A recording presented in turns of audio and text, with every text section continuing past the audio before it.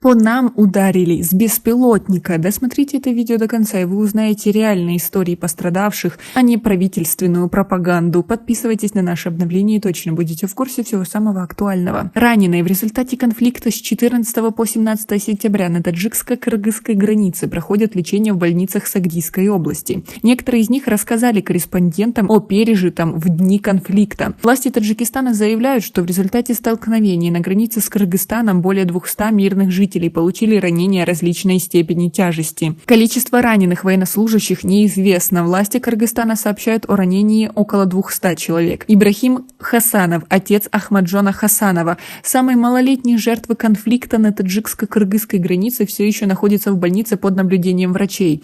16 сентября он вместе с женой и детьми решил перебраться в безопасное место, но их машина на мосту Чарбок подверглась нападению. Там на мосту остановилась машина скорой помощи. Я тоже был вынужден остановить машину.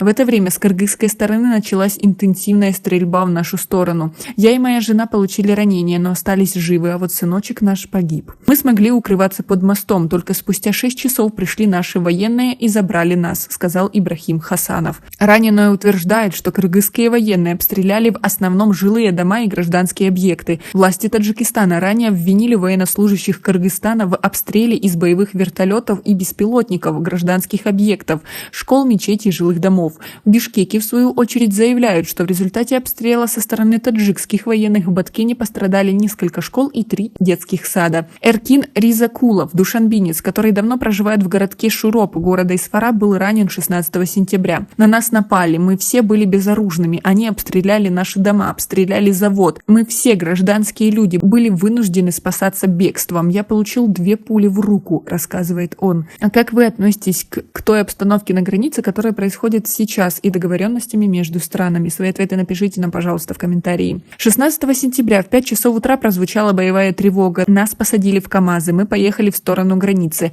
В местечке Черкишлок нас обстреляли из тяжелого вооружения. Погибло 10 человек, еще 8 были ранены, рассказывает военнослужащий Кашиф Насиров. В Бишкеке также заявляют, что таджикская сторона в столкновениях на границе использовала тяжелую бронетехнику и ракетные системы залпового огня, в результате чего погибло много кыргызских военных. Файзали Шамшодов, другой раненый военнослужащий, говорит, что они были вынуждены открыть ответный огонь. Мы должны были защитить нашу границу.